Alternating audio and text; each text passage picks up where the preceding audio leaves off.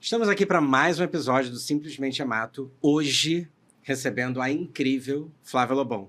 Flávia Lobão é estomatologista, ela é especialista em paciente de alta complexidade e ela é presidente da comissão de cuidados paliativos do Hospital Evandro Freire, na Ilha do Governador. Ela também, a gente não pode esquecer no currículo dela, ela é a esposa do Eric, a mãe do João Mateus, do João Pedro e da Manuela. Várias coisas no currículo. Flávia, muito obrigado, seja bem-vinda. Eu que agradeço, estou muito feliz de estar aqui com você. E a gente vai ter um profícuo bate-papo, com certeza. Tenho certeza disso. Aliás, no convite a gente já se falou horas. Então, isso que a gente estava conversando aqui no backstage, né?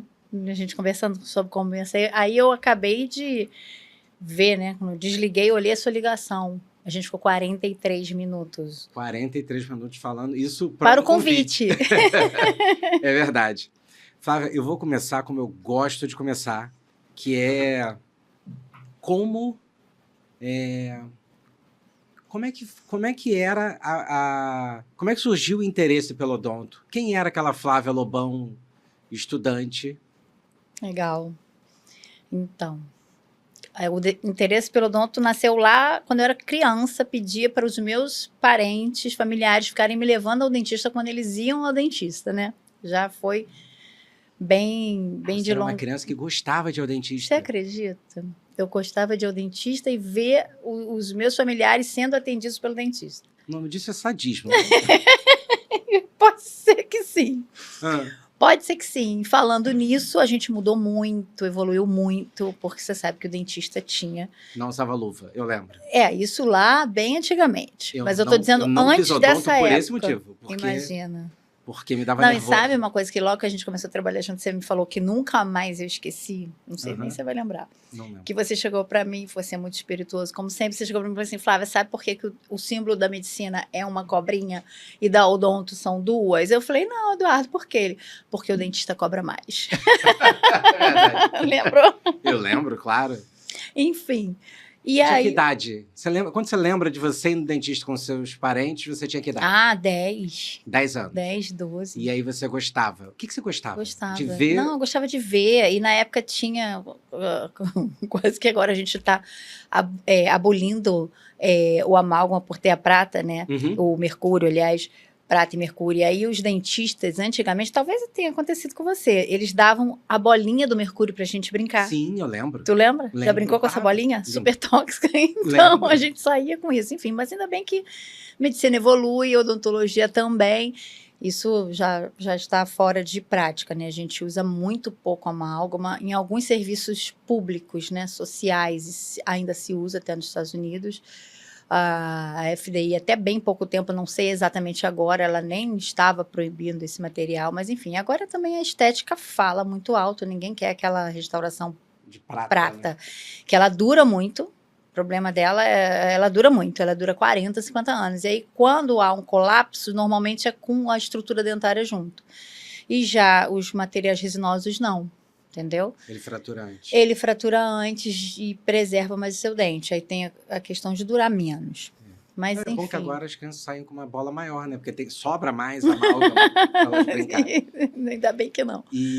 Mas, enfim. E aí você gostava de ganhar amálgama? Gostava também, claro, de ficar brincando. Chegava em casa, ficava brincando com aquela bolinha de mercúrio, empurra para cá, empurra para lá, mas ainda bem que isso não é uma prática mais. Mas eu gostava muito, né? Sempre gostei muito. Eu lembro que eu tinha um brinquedinho também de massinha, que hoje até tenho, até dou sempre para as crianças da família.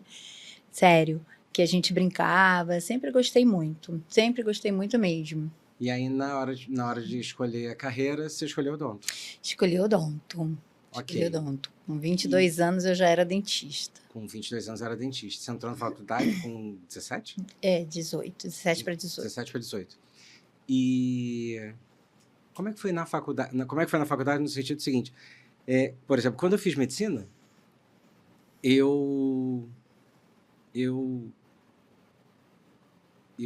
foi muito positivo. Assim, eu tinha uma visão muito menor do que era. Eu amei fazer a faculdade de medicina.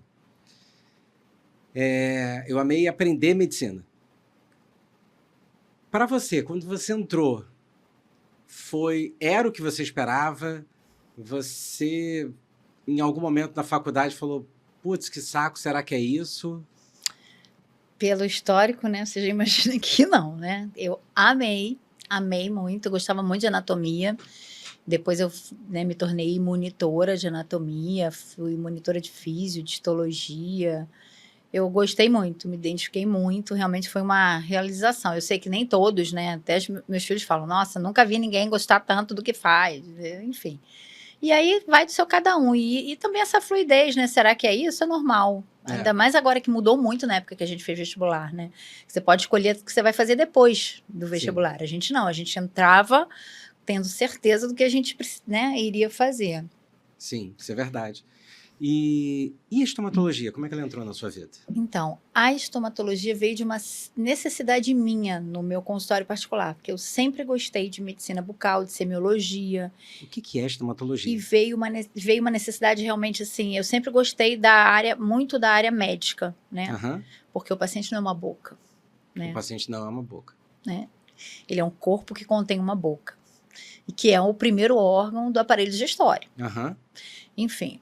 Então, eu sempre me preocupei muito com os pacientes cardiopatas, diabéticos, toda essa questão, porque eu tratava um problema na cavidade bucal de um paciente que tinha um câncer, um paciente que tinha uma doença autoimune, um paciente que tinha uma cardiopatia. Então, isso é muito importante. E daí, a estomatologia foi uma especialidade muito nova na odontologia, né? Ela é uma especialidade bem nova. Uhum. E eu sempre tive esse interesse, né? Pela parte sistêmica do paciente. Então, a estomatologia é uma especialidade que ela trata do diagnóstico oral e maxilofacial das doenças. Né? Desde uma simples lesão, por uma mordedura, uma afta, e até lesões mais graves orais, como câncer de boca. Então, ela é de extrema importância e hoje a gente está caminhando muito próximo à medicina, porque assim, nós éramos médicos, né? Os dentistas eram... Eu já até trabalhei com um médico no CTI que o avô dele era médico dentista, que antigamente era uma especialidade da medicina, dentro da medicina, né? E acabou que a gente foi tendo mais necessidade e a gente acabou se separando. Não era necessidade financeira. Tipo, não, o médico ganha muito pouco. Tem uma cobra só, vamos embora para 2 cobras. Vamos cobrar 2 vezes. O médico ganha muito pouco. Vamos destacar que a gente... Pô, não dá, né? Esse povo da pediatria que... Não, se a gente entrar na pediatria, então, ela tá... Não vamos nem falar do retorno, né? Mas, enfim. Não, entendi. Então, teve uma necessidade teve uma necessidade de mim e o interesse desde a faculdade, né? Uhum. Sempre gostei muito de patologia e tal. E aí eu fui buscar essa especialidade, eu me formei em 2008, né? 2007, 2008, eu me formei em estomatologia, né? Me especializei, melhor dizendo, e foi uma necessidade crescente, né? Porque antes disso eu já atendia pacientes transplantados de fígado, que tinha um GVHD, eu sempre fiquei com essa parte mais, vamos dizer assim, médica odontológica, né? Que é uma parceria importantíssima e que, voltando lá no que a gente tinha falado anteriormente, né? Que a medicina se separou da odontologia, hoje a gente está voltando a ficar junto, né? A cardiopatia, a cardiologia, aliás, e o dentista, e o cardio e o dentista já estão muito alinhados por conta da endocardite infecciosa, né? Uhum. Só que agora as outras áreas, o reumato, o oncologista, né, o médico transplantador, todos eles precisam, né, enxergar essa necessidade. Porque às vezes o intensivista, nem vamos falar nisso, né, porque eu também não falei, mas eu sou professora da AMIB, né, nós temos um curso Odontim lá, que prepara esse dentista para UTI. O intensivista, ainda vou falar mais longe, a AMIB, ela preconiza a presença do dentista nas UTIs lá para 2011, antes mesmo de... A AMIB é? A AMIB é a Associação de Medicina Intensiva Brasileira. Ah, tá. Da AMB, é uma instituição que pertence à AMB, que titula os médicos intensivistas. Ok. E nós temos artigos na RBTI, que era uma revista que a gente tinha, agora ela é uma outra revista, a Revista Brasileira de Terapia Intensiva, datada de 2006, né? O artigo falando da importância do cirurgião dentista na UTI. Entendi. Então, assim, é uma crescente necessidade, né? Porque esse paciente crítico, quando ele interna, né, onde é que tem mais bactéria no nosso corpo? na cavidade bucal, né? Mais da metade. E ali é um grande nicho, né? De infecção, de corrente sanguínea, de pneumonia, de endocardite, enfim, é uma área muito importante. Mas voltando à medicina e odonto, hoje a gente está se aproximando novamente da medicina, né? A gente separou. Por conta disso, acho que a gente teve ganho, somos a melhor odontologia do mundo, considerada uma das melhores odontologias do mundo, acho que já podemos dizer que é a melhor. Temos faculdades de referência que estão sempre entre as 10 melhores do mundo, né? A USP está sempre entre as 10 primeiras colocadas. Muita publicação, muitos dentistas de fora vêm fazer. Na época que eu estava fazendo estômago, a gente tinha 2 dentistas canadenses que vieram fazer intercâmbio aqui com a gente. Já aconteceu de eu estar operando paciente dentro do São Lucas e 2 médicos argentinos que estavam vindo acompanhar as cirurgias de cabeça e pescoço também pedir para assistir a minha cirurgia. E assim, é uma interseção que não dá para não acontecer. Sem né? dúvida, não, sem dúvida nenhuma. Não dá para. E uma curiosidade, que eu até fiz um post recentemente sobre isso, a primeira anestesia geral, né, na história da medicina Foi em odonto. 1847. Isso, é bom, uma pessoa antenada. E foi lá em Harvard, né, e um dentista removeu um tumor da mandíbula, né, com éter e sem luva, como você falou antes. E o paciente viveu 9 anos após. Teve um sucesso. Eu estudo muito isso, porque vou abrir uma janela aqui para explicar, que é, se você pensar que a primeira anestesia, eu falo muito isso quando eu falo das questões emocionais, se você pensar que a primeira cirurgia com anestesia foi em 1847, ou seja, se a gente só contar depois de Cristo, são 19 séculos em que a pessoa fazia uma cirurgia, tinha um corpo aberto, usando embriaguez, mordendo pano, entendendo que a dor era normal, 19 séculos Sim. entendendo que a dor era normal, não tem como não sentir dor, vai cortar a pele, é normal. E depois de 19 séculos é que aconteceu a primeira cirurgia com anestesia, a gente entende que a gente está numa transição onde hoje você ter um diagnóstico sombrio, como câncer, e só olhar para a doença física, sem olhar para a doença emocional, achar que é normal doer, é normal deprimir, é normal ter todos os sintomas emocionais que você tem, isso hoje pode parecer normal. Mas em algum momento a gente fala, cara, a gente viveu 21 séculos com um sofrimento que é óbvio que vai existir, mas que pode ser melhorado, os sintomas. Sempre. E a dor é o 5º sinal vital, né? E a dor é o 5º sinal vital, exatamente. Mas você colocou muito bem, assim, lá, voltando para 1800 e antes, muito antes de 1800, você sentir dor era um sinal de bravura. Sentir dor era um sinal de bravura. Então... Tinham soldados de guerra que perdiam um membro e para fazer a amputação, olha, assim, era amputar sem anestesia e para estancar o sangue botava em óleo quente. Ruim.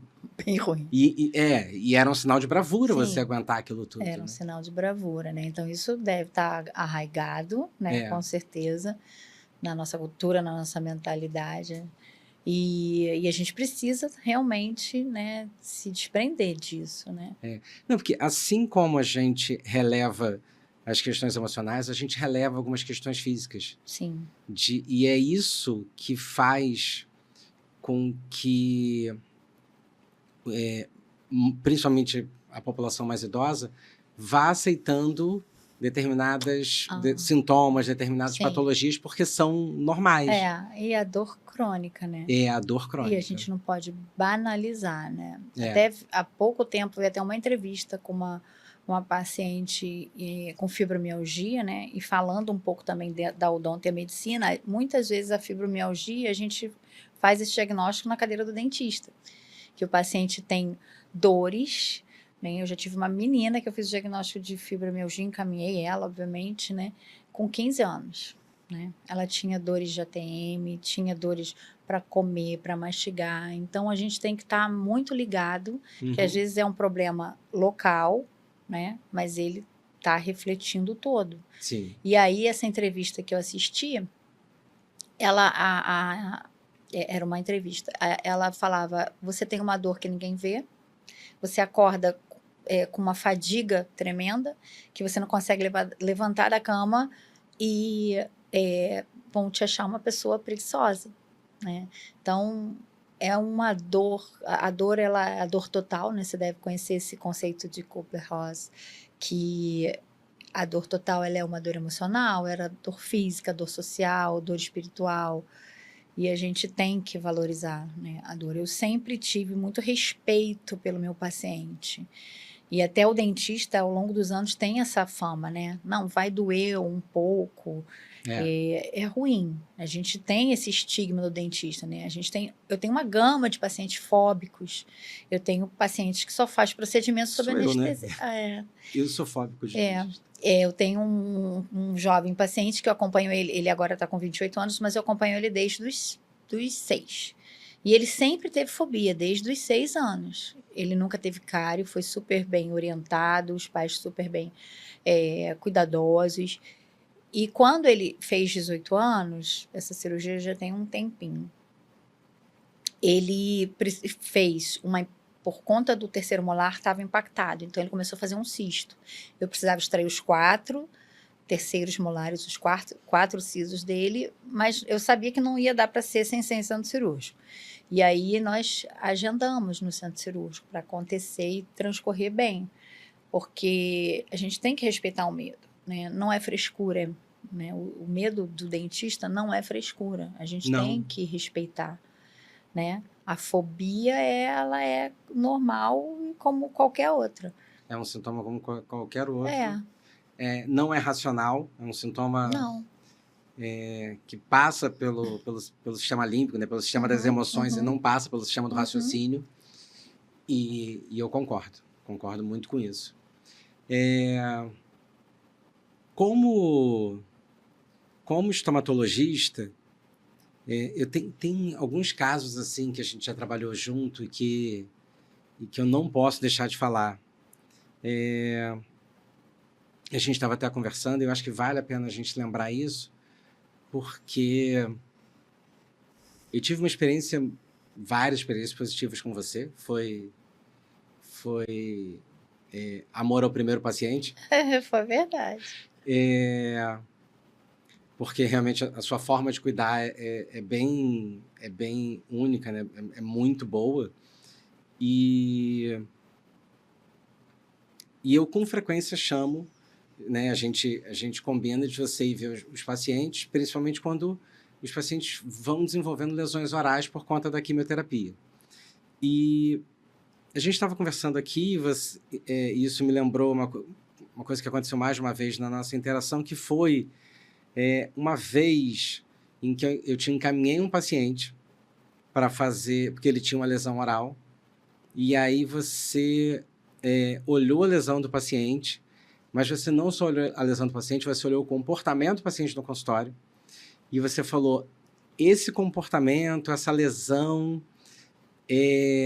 foi na época da pandemia, essa lesão, isso pode ser Covid, mas ele não tinha sintoma de Covid. Ele era completamente assintomático, ele estava um pouco mais adinâmico, ele estava, assim, ele estava normal, sem queixa nenhuma, mas você falou, ele está menos ativo. Foi a única coisa que você percebeu, e a lesão oral. Então, e aí a gente mandou para a emergência, e na emergência confirmou, ele realmente estava com Covid. Era um paciente com leucemia que acabou pegando Covid. E ficou tudo bem.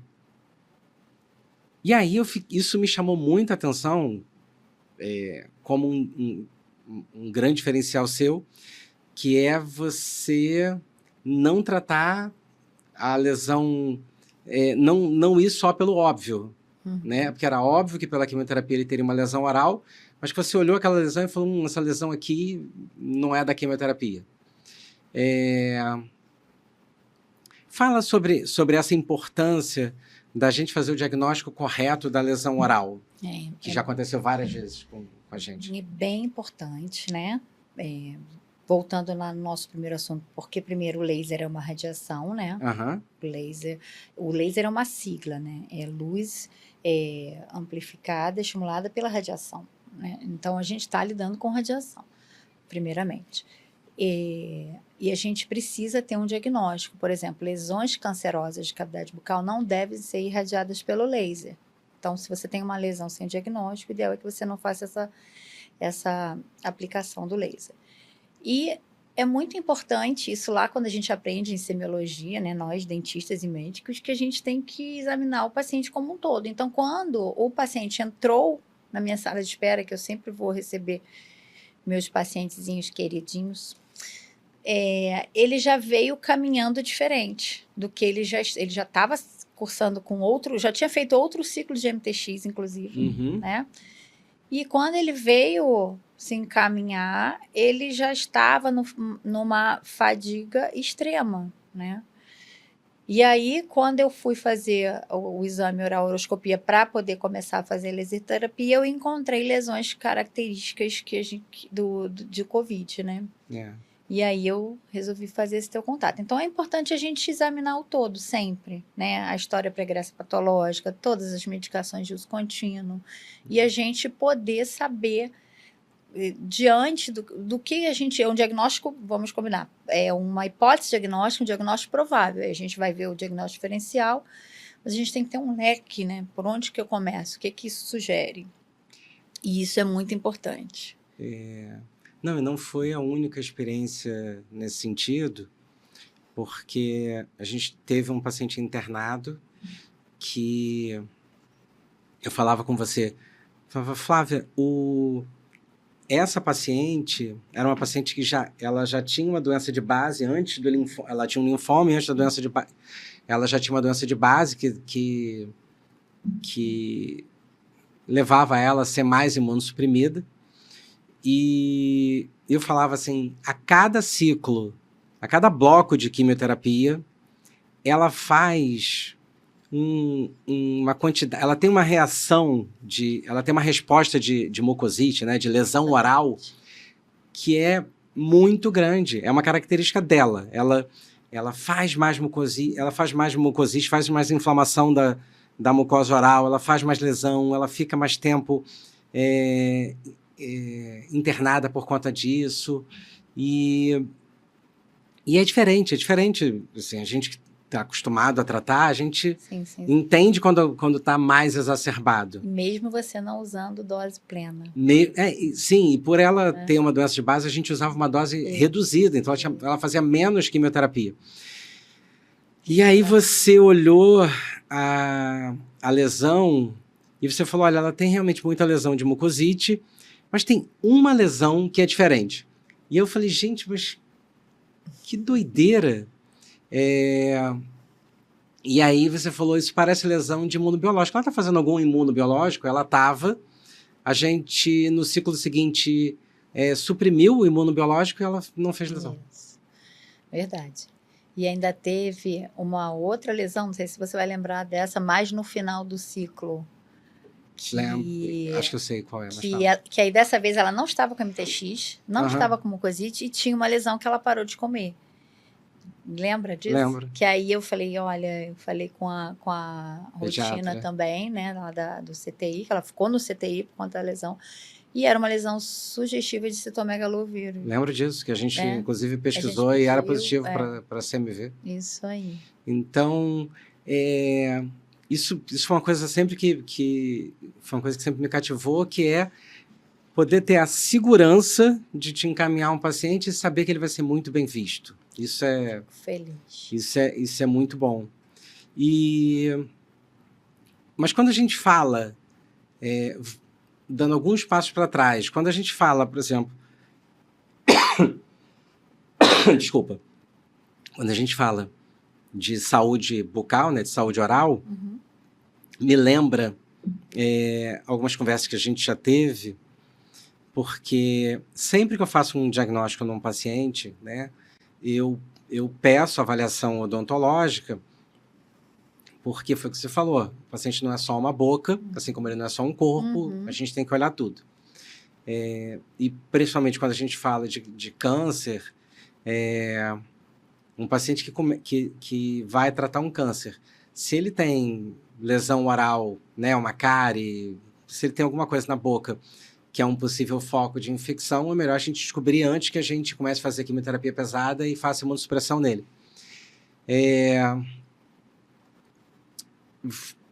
Fala pra gente, na sua visão, qual é a importância da saúde oral nos pacientes de câncer pediátrico e até câncer adulto que internam, assim, desde o diagnóstico, a importância da saúde oral. E se quiser já emendar com alguns cuidados que você já julga importante, vai ser legal. Joia. Então, feliz por essa nossa reaproximação, né? Médico-dentista.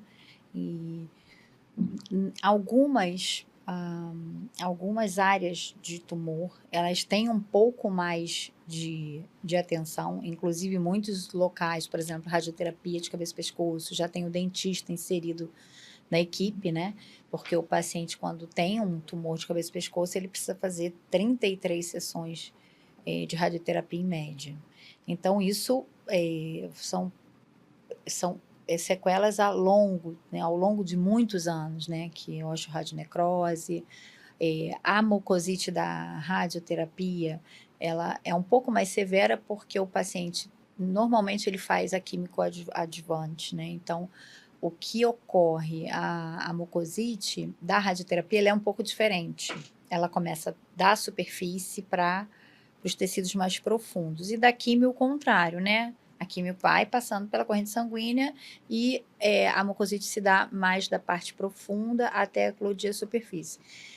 Então, é importantíssimo, né? Assim, durante as 33 sessões de radioterapia, esse paciente vai ser acompanhado pelo dentista ou oncologista ou dentista estomatologista, né?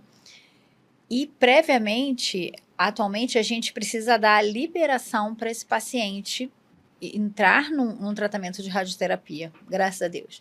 Então, ele passa para o dentista, o médico, o radio-oncologista pede um parecer para gente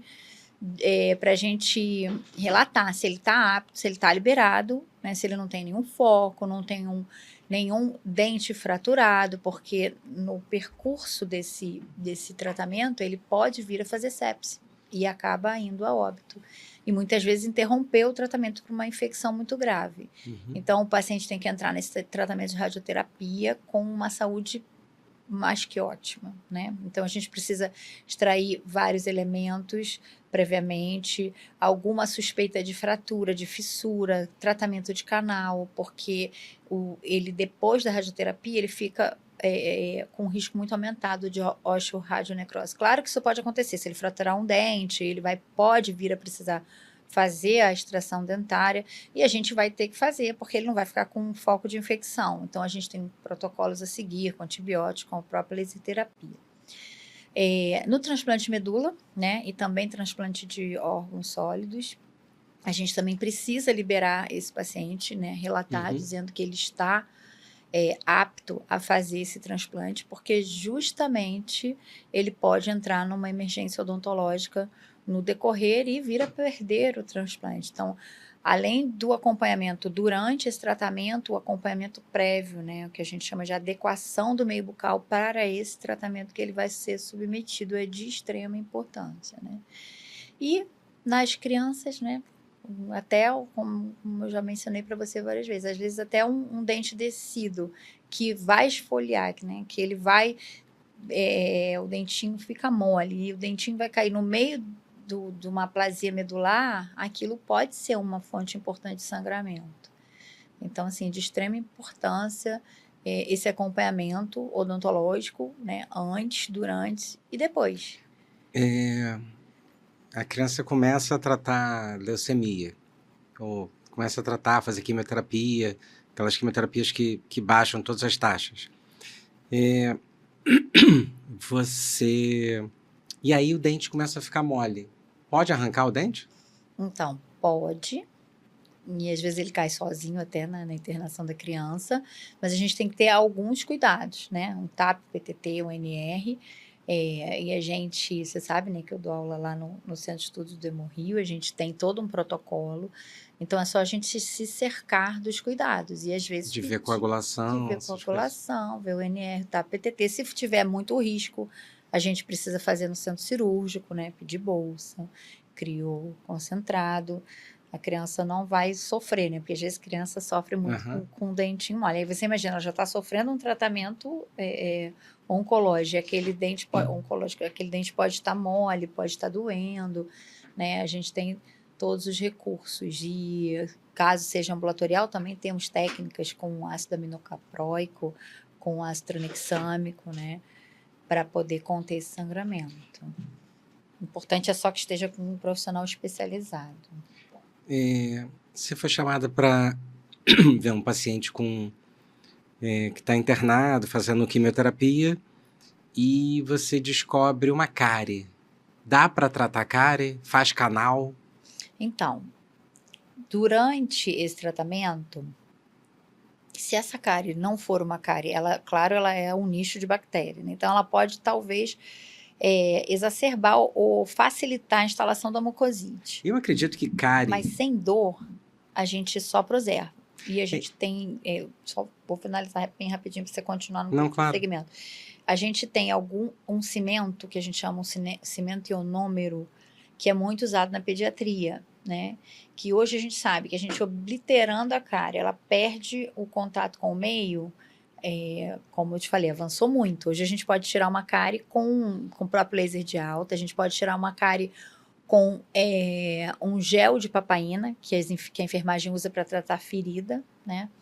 Então, a gente tem muitos recursos que não se usa aquele motorzinho, com aquele barulho, que muita gente tem fobia. Então, a gente tem esse recurso, né? Se, por exemplo, essa cárie está incomodando, a criança nem instalou uma mucosite ainda, mas ela não consegue comer porque cai o alimento dela e está com dorzinha. Então, a gente vai fazer essa intervenção, né? Uma restauração temporária, mas para tratar sempre a dor, né? Que é um... O que eu ia falar de cárie é porque, só para alinhar uma informação, porque para o leigo, e eu me incluo nos leigos, mais ou menos. O cárie pode ser um termo genérico para um monte, assim, tipo, deve ter mais de um tipo de cárie. A cárie deve ter uma subdivisão. Eu fiquei imaginando, cárie pode ser a virose do dentista. Para o pediatra tudo é virose, para o dentista muita coisa é cárie. E às vezes eu tô nomeando como cárie e a cárie. Uhum. Eu tô botando no mesmo balaio uma coisa bobinha e uma coisa que é muito perigosa. Tem essas subdivisões, essas camadas da cárie? Tem. Viu que você é mais ou menos leigo? Tem. Porque a gente tem cáries incipientes que a gente não vai tratar, não vai nem abrir. A gente vai só preservar, acompanhar, às vezes até com imagem, né? E tem cáries que a gente consegue reverter, de repente, dependendo dessa camada que ela atingiu, e tratar conservadoramente, né? Antigamente, vou contar um fato histórico que eu sei que você gosta, era um absurdo na pediatria. Aos 6 anos, quando se nascia o primeiro molar da criança, né, que erupciona sem que nenhum outro dente descido, dente de leite caia, a gente fazia uma restauração para prevenção. A gente abria o dentinho com o motorzinho, restaurava com amálgama, porque a gente sabia que esse dente iria cair. Não, iria cariar, porque ele tem uma incidência muito grande de cárie, porque é um dente que, às vezes, a mãe vê que nasceu, mas acha que é um dente de leite, né? Tá com uma manchinha escura, acha que é um dentinho de leite e não leva a criança, vai cair. Mas ele é um dente que nenhum outro cai para ele nascer. E é um dente que nasce, é o dente permanente que está mais tempo na nossa boca, né? Ele nasce por mais molar, né? Por volta dos 6 anos. Então, ele tem uma incidência de cárie grande. Então, assim, a gente não tinha prevenção, né? A gente não tinha muita prevenção. Isso lá até antes de eu me formar. Graças a Deus a prevenção chegou, né? E a prevenção é o melhor remédio sempre.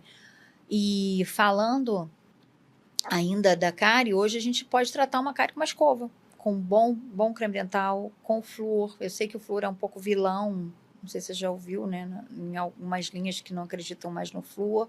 Tem linha? Tem. Mas o flúor é importantíssimo. Por exemplo, nós já fomos um país com campeão mundial de cáries, de desdentados. Hoje não somos mais, né? Meus filhos mesmo, os 3 são cárie zero. É claro que eu tive um trabalho assim, né? Eu acho que lavagem cerebral, né? Não deixava comer açúcar, nunca dei refrigerante, era bem chata a alimentação, era sempre com fruta na lancheira do colégio, escovação. Então, assim, hoje a gente tem muitos pacientes cárie zero, muitos. Eu fico muito feliz de ver que a gente melhorou muito o nosso índice de cárie, também com o papel da fluoretação, né? Com o uso do flúor. E é importante, né? Eu sei que não vou entrar nesse mérito, porque é um assunto tópico polêmico, mas a gente tem uma grande gama dos dentistas e até a Associação de Pediatria, né? A gente antigamente estava recomendando o creme dental sem flúor para as crianças por conta da fluorose, porque a criança deglute, né? Sim. Ela deglute o flúor e o flúor, claro, após ingerida, ele vai conectar, né, com outras moléculas de cálcio e faz a fluorose, que é uma lesão que parece uma cárie, mas não é. Ela tem classificação também, tem colorações diferentes. E importante que a gente viu que como a gente suprimiu esse flúor da pasta de dente, as crianças voltaram a ter cárie.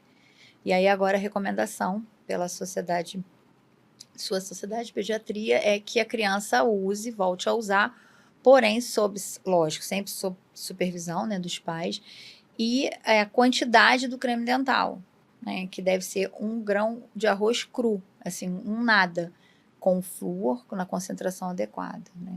Então, isso aí já mudou. Ah, que ótimo. Você falou de prevenção,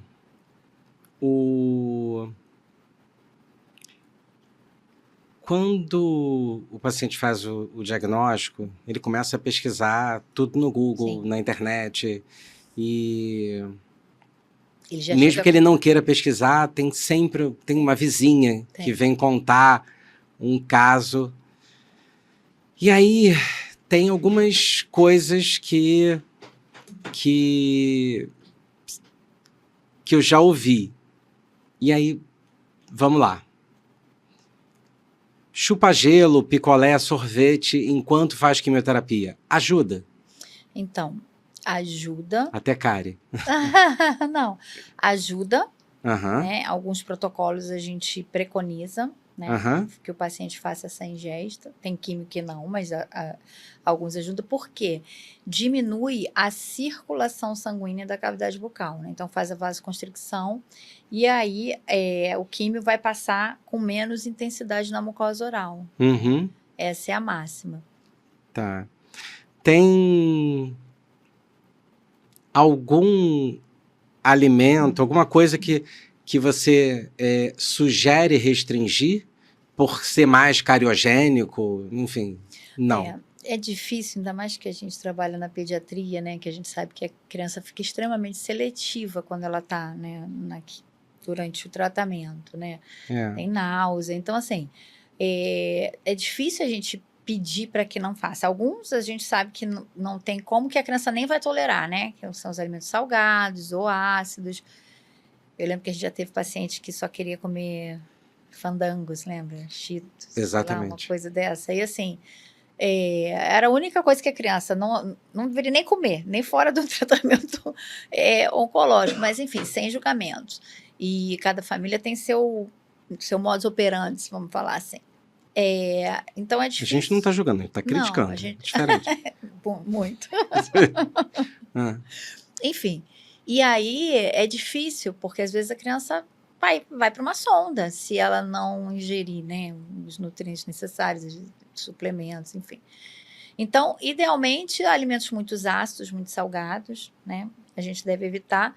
E se a criança que já tem predileção pelo alimento doce, né, só estiver aceitando o alimento doce, isso a gente sabe, né, eu gosto muito, agora com minha filha até vegetariana, com as crianças que já estão vindo vegetarianas é mais difícil, mas um alimento muito palatável e que tem proteína é a geleia de mocotó lá da nossa época, da nossa infância. Agora quase ninguém come, né? Geleia de mocotó? É. Então é um alimento fácil de digerir, mas as crianças agora, na atualidade, não têm muito hábito. Geralmente os pais não oferecem mais. Ela tem proteína, mas ela tem origem animal, né? Então a criança vegetariana ela não vai aceitar, né? E aquela da caixinha é fácil, porque você corta a pontinha daquela caixinha e você aperta. E aí fica muito já toda despedaçadinha, parecendo até como se fosse um sagu, né? Não sei se você conhece sagu. Conheço sagu. Então, e é um alimento fácil. Então, gelatina fica mais fácil da criança comer. O próprio, eu gosto muito da geleia de mocotó porque ela tem uma proteína, tem glicose importante para a criança, né? Manteiga GT. Então, são alimentos assim. Na verdade, vai depender da aceitação da criança. Agora, tem alimento que, de repente, ela vai ingerir e vai arder mais. E aí, a gente vai tendo que fazer essa adaptação da dieta ao longo do tratamento. Entendi. Agora, a higiene também é outra coisa que é importante, porque a gente já chegou a ter caso de eu ter que fazer uma antibiótico terapia para uma mucosite, né? Que eu falei, Eduardo, aqui a gente vai precisar de medicação sistêmica, não vai ter como. Porque a mucosite, ela começa pela inflamação da mucosa, mas às vezes ela tem um comprometimento da infecção bacteriana, né? Então, por isso que a higiene oral é importante, só que nem sempre a criança consegue, tolera, porque é muita dor, né? Mucosite é uma dor realmente que a gente já se deparou de paciente que não consegue falar. Eu Sim. falar com o paciente escrevendo, né? Sim, sem dúvida. A gente falou do gelo, falou do flúor, falou dessa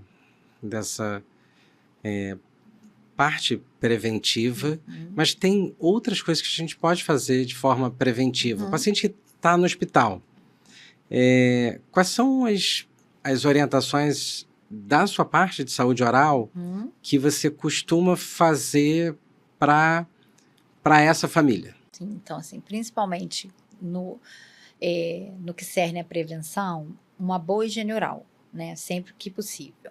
Uma escova macia e a gente já nessa visita pré-tratamento oncológico, a gente orienta que a mãe use um creme dental sem sabão, sem lauril.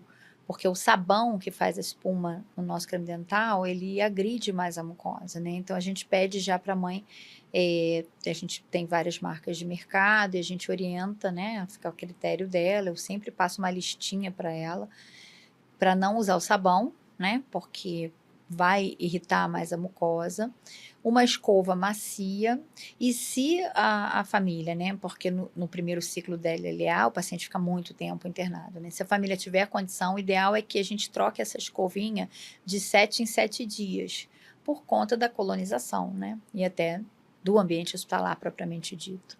Então, são medidas interessantes. Tá. Trocar a escova de 7 em 7 dias. Então, tá. Vamos escolher uma escova... Isso, que caiba no bolso. Que caiba no bolso, porque, imagina, a cada 7 dias tem que... não precisa ser aquela top, né, cara... Você me falou R$80 cada escova. Tem escovas de R$80. Tem escovas de R$80. Aí pode comprar uma escova, né, com preço acessível, macia, de pediatria, ou do adulto também. Essa escova deve ter sido criada por algum dentista. Sabe que eu não sei? Vou pesquisar quando eu sair daqui. Por quê? Gente, cobrando muito caro pela escova. Então, tem as orientações de saúde oral, tem a coisa de trocar a escova, que eu acho importantíssima de a gente aprender. E tem uma coisa que você me falou, que eu achei interessante, você falou, você troca a escova a cada 7 dias. Mas você trocou a escova. A criança lá internada, você trocou a escova. Você me disse que a criança teve alta, ela vai embora para casa. Eu jogo a escova fora? Isso, você já foi direto ao cerne. Eu sempre, sendo até um tratamento oncológico ou uma internação por uma cardiopatia no CTI, eu sempre oriento que os pacientes desprezem a escova usada no hospital, né, e compre uma nova para casa, por conta dessa colonização, né? E às vezes o paciente cursa com candidíase, enfim, a escova fica muito realmente colonizada e impregnada. Mesmo que ele não tenha nada de saúde oral, a mucosa, Sim. a boca fica colonizada por algumas bactérias do hospital. Fica, Tá. né? E a escova também. E a escova também, claro. Né? A gente sabe que numa internação, por exemplo, um paciente saiu, vamos falar sobre uma transferência, ele foi atendido no hospital do SUS, né? Ele foi internado, então assim, de até 24 horas da internação no CTI, aquela mucosa oral, ela absorve a flora comum daquele hospital, né? Então, vamos dizer que a prevalência da colonização daquele CTI, daquele hospital, da unidade que ele foi socorrido num acidente de trânsito, por exemplo, seja um acineto, né? E aí ele tem plano de saúde, ele vai receber os primeiros atendimentos e vai ser transferido para a rede privada, suplementar. E aí, após 48 horas, esse paciente já está trazendo na cavidade bucal aquele acineto, que era uma prevalência, e outros micro-organismos também, porque a imunidade baixa e existe uma colonização maior. E aí, quando ele chegar lá na rede privada, após 48 horas, aquela colonização já mudou, né? Então, o paciente colonizado. É importante a gente falar que um paciente colonizado não significa um paciente infectado, né? Porque ele está colonizado, que ele vai ter aquela infecção. Mas são cuidados que a gente precisa tomar, né? Então, alguns micro-organismos, hoje a gente já sabe também uma relação íntima, a gente até sabia antes, como eu já falei antes, a cardiologia e a odontologia, né? A gente sabe que tem um risco aumentado de endocardite, os pacientes cardiopatas, revascularizados, enfim.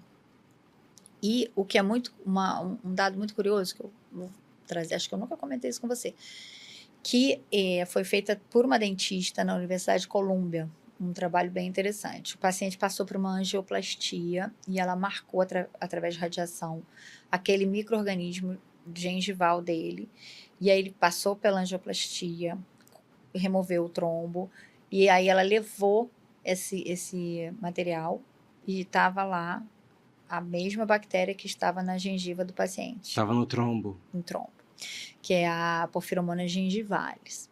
Aí essa pesquisa evoluiu, continuou, começou em vivo, depois foi para in vitro.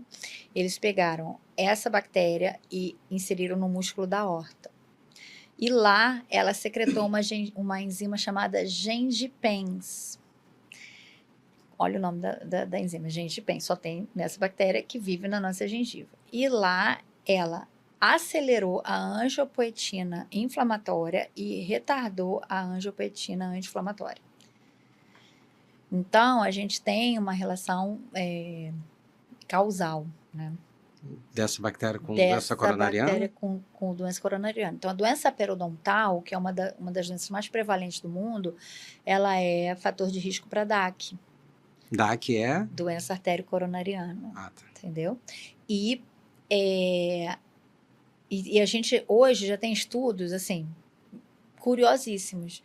Se você for procurar, isso está avançando muito. Não está avançando só aqui no Brasil, onde a odontologia é muito avançada, não. Em Harvard, eles abriram um instituto de saúde oral e medicina para fazer essa integração. É um instituto, eles fizeram esse departamento de integração de saúde oral com a medicina, justamente por ter essa íntima relação da saúde bucal com a saúde sistêmica. Entendi. Tem até no primeiro estudo, né, eles falam que normalmente nas emergências, né, nos grandes centros de emergência, não tem um dentista. Então, às vezes o paciente chega ali com uma condição, que é uma sepse, por exemplo, de origem odontológica. E o médico não tá apto, né, a fazer esse diagnóstico, que ele tem uma infecção oral, e aí ele evolui para uma mediastinite, para uma endocardite, para uma trombose do seio cavernoso. Então, quanto antes essa infecção for detectada, é muito importante. Ótimo. porque, então, assim, é uma iniciativa mundial, né? Até a American Heart Association também preconiza, né, essa vigilância da saúde bucal. A gente tem uma parceria muito boa com a pediatria, porque, né, nem todas as especialidades fazem essa uroscopia, né? O pediatra está sempre muito atento com a saúde bucal, saúde oral do paciente. Então, essa relação é muito, muito próxima. E a gente já tem estudos relacionados, foi até um estudo no Japão, que detectou microsangramentos cerebrais já por outra bactéria, a Streptococcus mutans, que causa a cárie. E aí, quando eu li esse artigo, eu fiquei assim, nossa, realmente uma bactéria que consegue destruir um órgão que é um dos mais nobres e forte. Consegue destruir um esmalte que aguenta 70 quilogramas força, 140 no mercado. Uhum. Como ela não ia fazer dano nenhum a outro tecido, né, do corpo? E lá eles perceberam que essa bactéria está relacionada a microsangramentos cerebrais. Então, começou já também essa linha de pesquisa com o paciente com AVC, paciente com Alzheimer, podendo ser essa lesão que o Streptococcus mutans faz.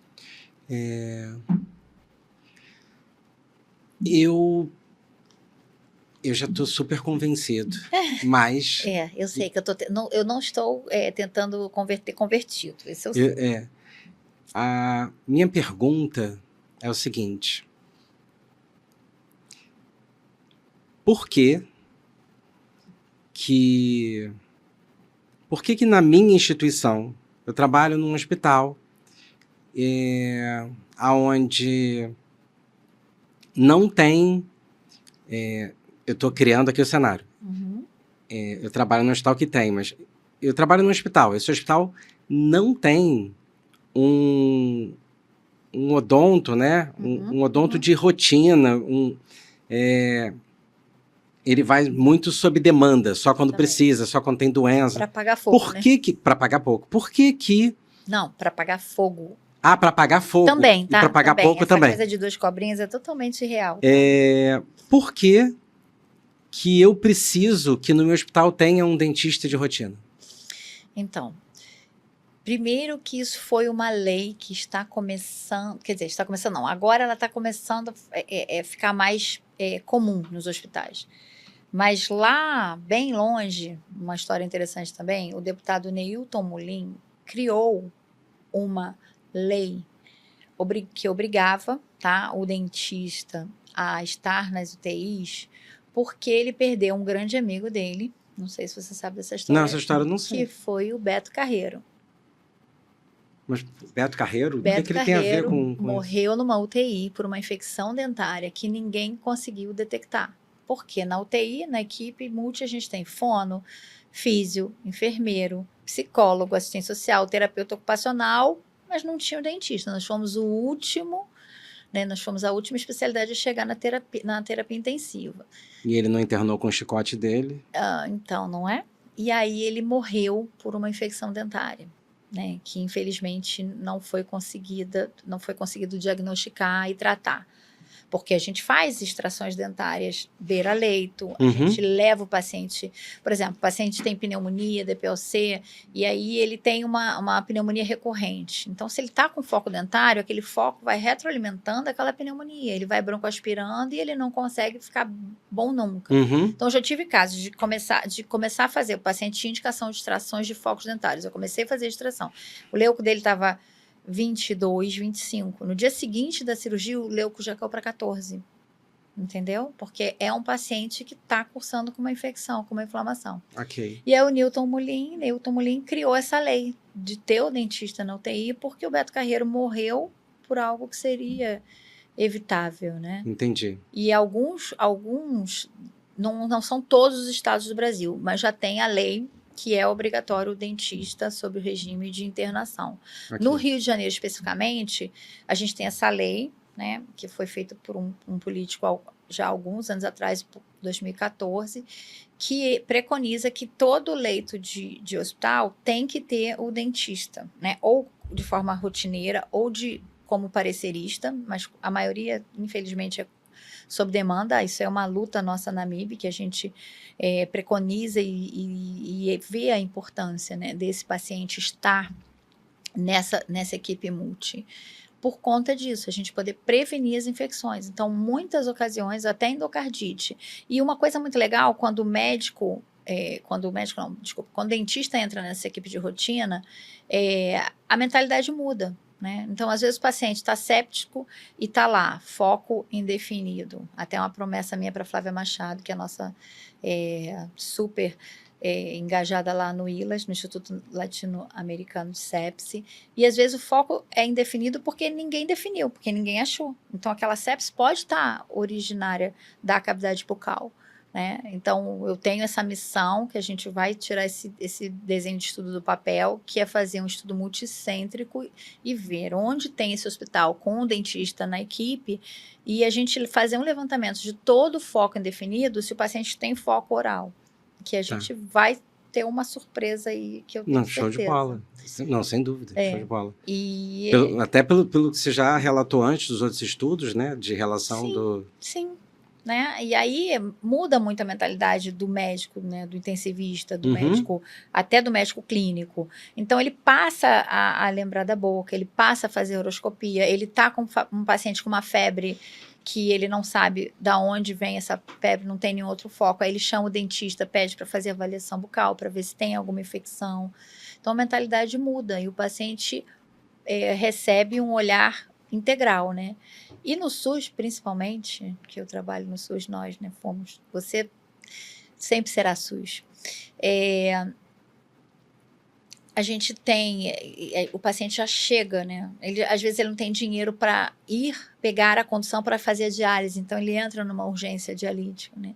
E a saúde bucal, a gente é o melhor sistema de saúde do mundo, somos reconhecidos pela ONU, mas a gente é para todos, né? O SUS é para todos. Então a gente tem uma carga de demanda muito grande, né? A gente não consegue dar conta de tudo que a gente precisava. Qualquer outro país que você vá viajar, você tem que fazer um seguro-saúde na Europa, nos Estados Unidos, senão você paga 5 vezes mais a viagem se você tiver uma emergência, quebrar uma perna. O SUS não. Ele recebe todos. O meu hospital, por exemplo, ele fica, né, o Evandro Freire fica do lado ali do aeroporto. Então, a gente recebe qualquer nacionalidade, todos. A gente tem muito estrangeiro. E a gente recebe da mesma forma, né? A gente tem até uma grande demanda de países vizinhos. O Paraguai atravessa a fronteira e vem tratar no SUS aqui com a gente, né?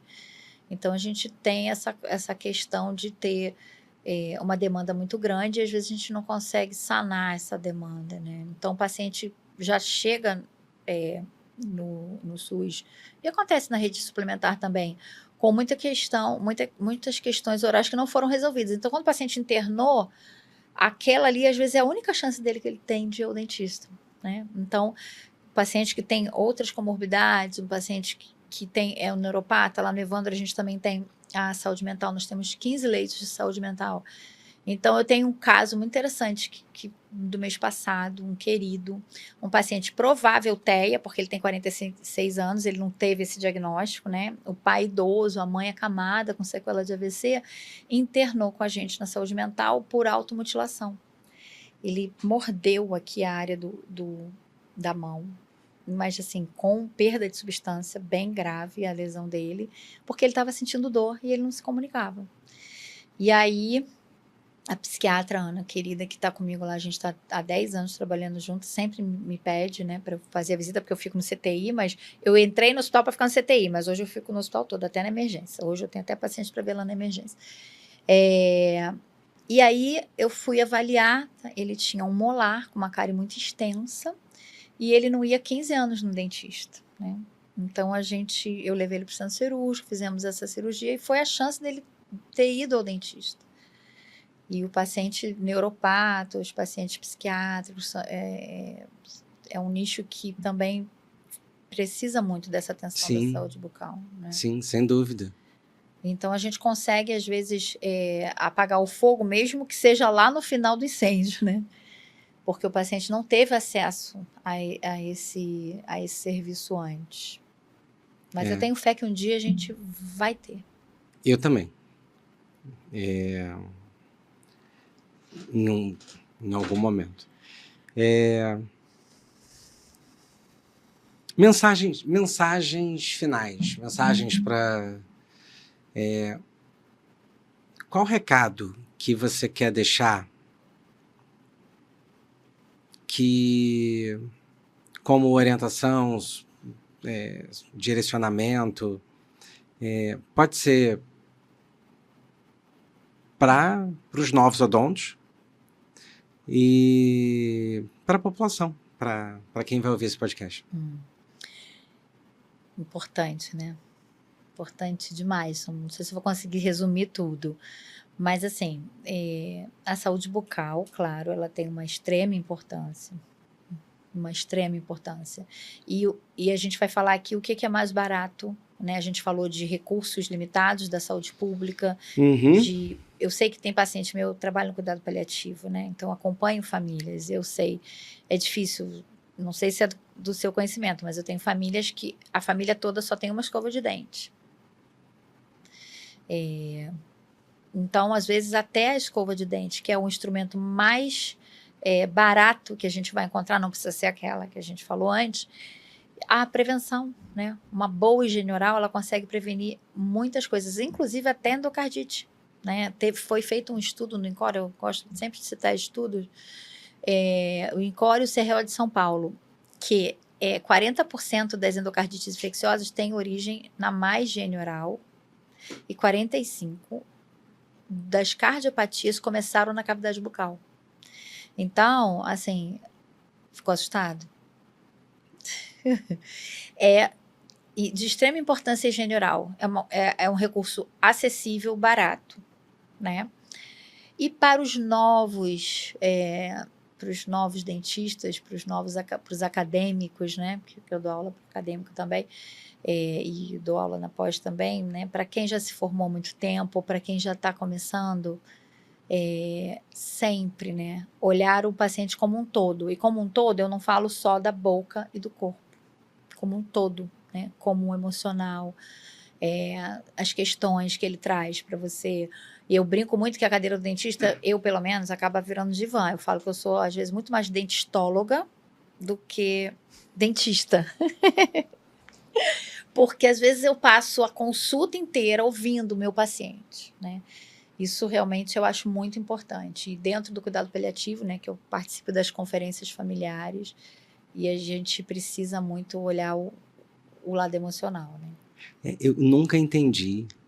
E aí eu quero dividir essa minha angústia, porque realmente a cadeira do dentista é um divã, mas o dentista ele só escolhe conversar quando a sua boca está aberta, você tem um sugador, 4 agulhas no dente, mais uns 2 instrumentos, e ele pergunta, e aí, como é que foi o seu fim de semana? E é verdade.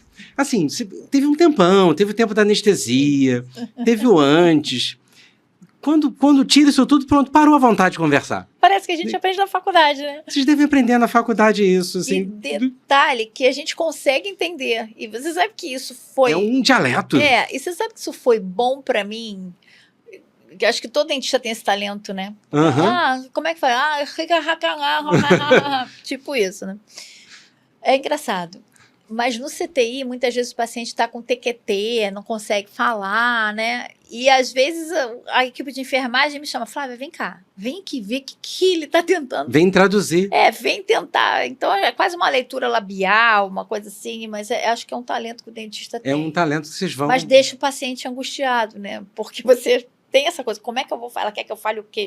Exatamente. Imagina. Total verdade. Não, é ótimo. Eu acho que o paciente ideal do dentista é o ventríloco. Exatamente. Consegue fazer alguma frase. Não, mas... e muitas vezes a gente dá até de máscara, né? Exatamente. Mas tudo bem, foi só uma observação. Eu acho que pontos chaves, assim, coisas que eu absorvi, que eu aprendi aqui. A primeira coisa é deixa de palhaçada, vamos à flor mesmo. Então, isso aí são 2 linhas, né? Professor Jaime Cury, quem quiser pode segui-lo, porque... mas você explicou, diminuiu o flúor, aumentou a cárie, então tá flúor é importante. Vamos parar de palhaçada com coisa contra o flúor. Com supervisão e na medida certa. E na medida certa. Saúde oral é igual a prevenção. Total. Pra tudo. Prevenir é sempre muito melhor. E mais barato. E mais barato, muito mais barato. A gente falou dos cuidados que a gente tem que ter com o paciente internado, e aí a gente falou do gelo, falou de trocar a escova, de avaliar sempre a saúde oral, para esse paciente não complicar, de repente, com uma infecção de boca. E aí eu gancho para outra coisa que eu achei muito importante, também foi um aprendizado. Saúde oral e outras doenças. Estudo que você prometeu para outra Flávia Machado? Para Flávia Machado, sobre essa questão da sepse de foco desconhecido, e a gente avaliar melhor a questão da saúde oral, da doença de coração, da doença de cérebro, que a gente já viu ali em estudo alguma relação com a questão da saúde oral. Então, assim, eu já saio daqui com alguns aprendizados, com coisas novas, mesmo tendo o privilégio de ser seu amigo e acesso a toda essa informação. Flávio, eu estou muito satisfeito e queria novamente agradecer, porque foi um aprendizado, foi incrível você dividir todo esse conhecimento. Você está criando já está criando sucessora, que é a Manuela, né? Que está fazendo, sua filha está fazendo odonto. E vai pegar esse legado, já ter acesso a toda essa informação que a gente está tendo aqui. E é isso. Queria te agradecer. Se você quiser finalizar com alguma coisa que porventura você não falou, tudo bem. Se não, o microfone é seu. Eu agradeço muito. Adorei. Né? Falei para você que foi meu primeiro podcast. Isso aí já foi um treinamento, porque dia 20 eu tenho outro. Então, que bom. Já foi um aprendizado. E é sempre um prazer, né, estar com você, assistir seus pacientes, né, essa parceria, esse binômio aí, hematologia, odontologia, é muito gratificante e eu só tenho a agradecer. Estou muito feliz de estar aqui com você hoje. Que ótimo. Então, muito obrigado e até o próximo podcast.